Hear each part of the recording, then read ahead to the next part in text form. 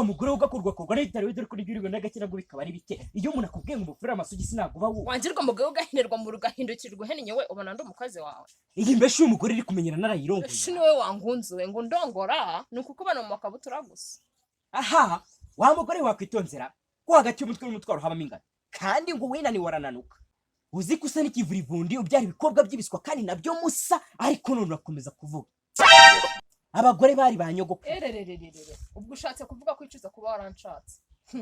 akumira n'umusuzi w'impyisi ko Yesu rwose ntago mbyicuza siwumva se rega ndabizi urankunda n'ubundi nuko ntazimanya sidakomanya amahembe oya wikihuta navugaga ko ntabyicuza ahubwo mbyicuza cyane none se mugabo mwiza ntago nkunda ukunda gakundane n'iminsi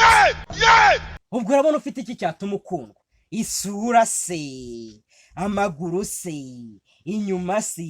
ibikobwa byawe by'ibiswa nabyo bisa nk'ibiguge Yesu nibyo wumva byatuma nkukunda ariko rero urebye sabaswa cyane umukobwa wawe yagize angahe mu gihembwe cya mbere ra yego nyine yagize si menshi ariko yaragerageje mu gihembwe cya mbere yagize angahe mu cya kabiri Yesu mu cya gatatu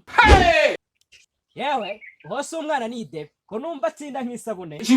harya umukurikira mu gihembwe cya mbere mu wa mbere we yabaye wa kangahe uwanyuma icya kabiri uwanyuma icya gatatu uwanyuma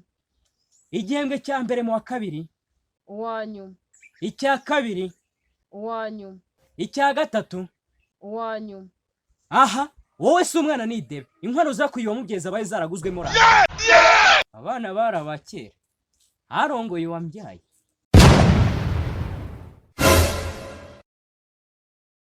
wangirwa umugabo ugahanirwa mu buri ugahindukirwa ubashye eko mada wangirwa mugore ugahanirwa mu biriya bigarigaye ngo ni ibikobwa by'inkanagira bitabo se nibyo byatuma nkukunda